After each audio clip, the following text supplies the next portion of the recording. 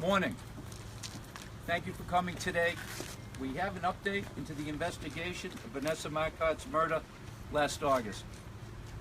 Miss Marcotte's body was found in the woods not far from her home off Brook Station Road in Princeton on the evening of August 7th of 2016. Miss Marcotte had been working for Google and had been living in New York City. She was visiting her family that weekend in Princeton. She had been out for a walk that afternoon and was reported missing when she did not return home from that walk. We now have DNA from a person of interest in the murder of Vanessa Marcotte. That DNA was submitted to the State Police Crime Lab in Parabon for testing using the latest scientific techniques and the latest procedures, and the results from those tests were recently received by my office. As a result of that, we are asking the public's help in locating a particular person of interest in the murder of Vanessa Marcotte. That person, whose profile was compiled from the DNA testing and other witness statements, has an athletic build with light to medium skin. He is a Hispanic or Latino male of average height who had a shaved head or very short hair on August 7th of 2016. He is approximately 30 years old and would have had scratches about the face, neck, arms, hands, and upper body on August 7th in dates forward. This male also would have been driving a dark-colored SUV that would have been in the vicinity of Brook Station Road in the early afternoon hours of Sunday, August 7th. I want to thank the public as we've received over 1,300 tips with regards to this homicide.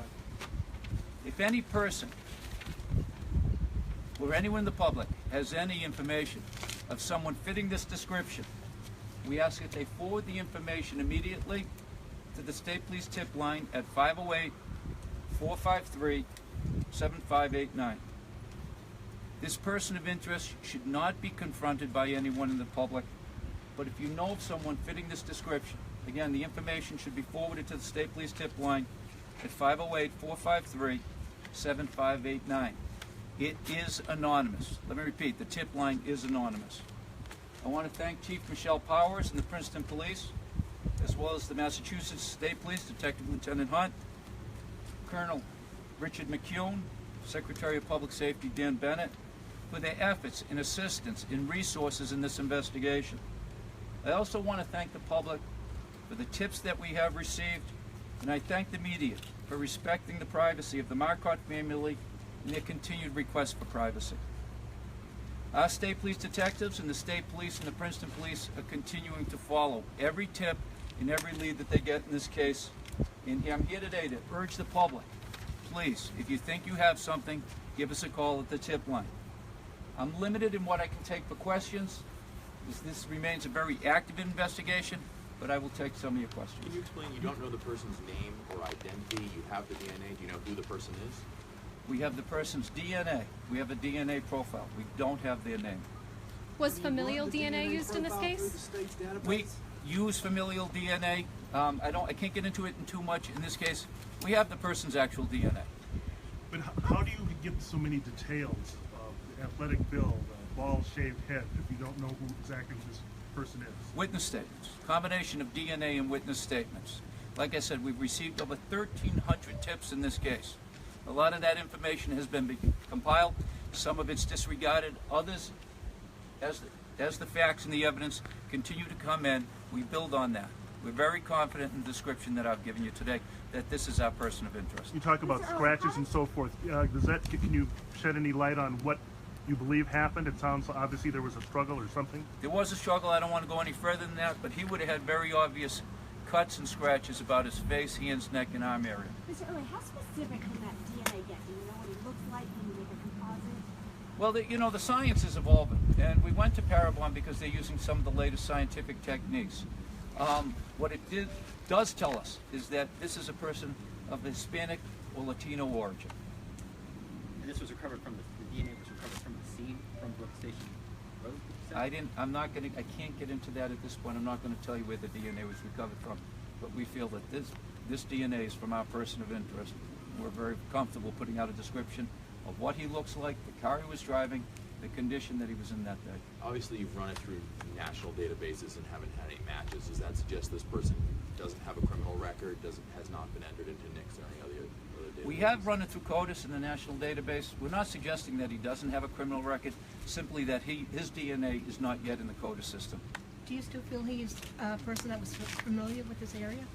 I haven't said that. I can't speak to that. Okay. Are you continuing to monitor different places around, like campsites or fishing areas, or where people might be in and out? The state police, principally, they're professionals.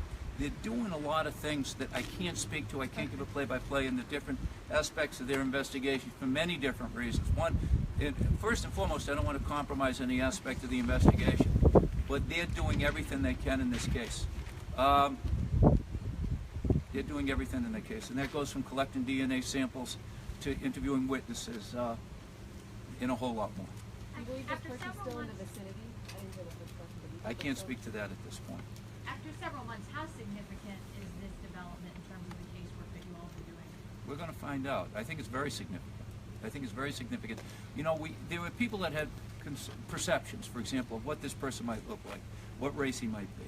We're kind of narrowing this down, tailoring this to the specific person we're looking for. I think this is very beneficial, especially with regards, this tip line has been very active. We've received a lot of calls and gotten a lot of very good information. Again, I thank the public for their help, but I think this is very, very important to what we're doing right now. We wouldn't be here. Can you talk about where else you go from here? Obviously, you're asking for the public's help, but is there anything else you could do with this DNA to try to track down who this person is? Right now, we're comfortable doing what we have done with the DNA that we have. You know, and we're going to go from that and see where we go from the tip line right here. Can you talk at all about the person of interest? Have you ruled out any other persons of interest or anything else? I mean, is he the one that you're looking at now? Is that kind of your main? We have ruled out some people. Like I said, the state police have been collecting DNA samples, and we have ruled out. Yes, we have. And you believe he was driving the dark-colored SUV? Yes, I do. Yes, I do. And we believe that in that SUV, and he were at the Brook Station Road on August 7th, 2016, in the early afternoon hours, right about the time Vanessa Marcotte was abducted and killed.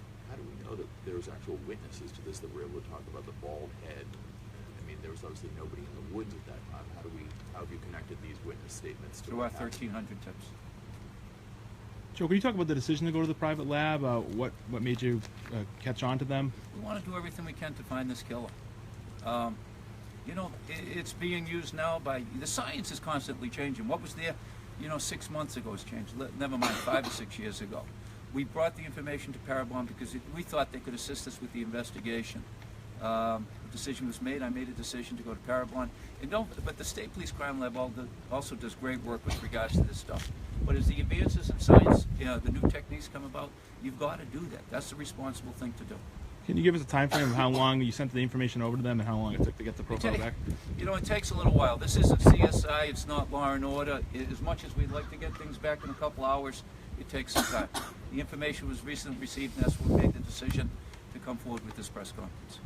Was Vanessa Marcotte targeted, or was this a random choice of this person's behalf? That's all part of the investigation that I can't get into at this point. You don't know if she was specifically targeted. I just can't give that out at this point. I'd be compromising certain aspects of the investigation, and I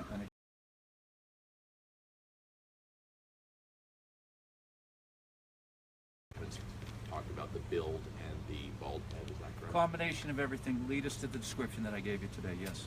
The DNA from the individual looking for, did that come from Vanessa's fingernails when he scratched it? Is that where it came from? I can't speak to that, but, he did have a lot of scratches about him. Is this DNA being compared to DNA collected in similar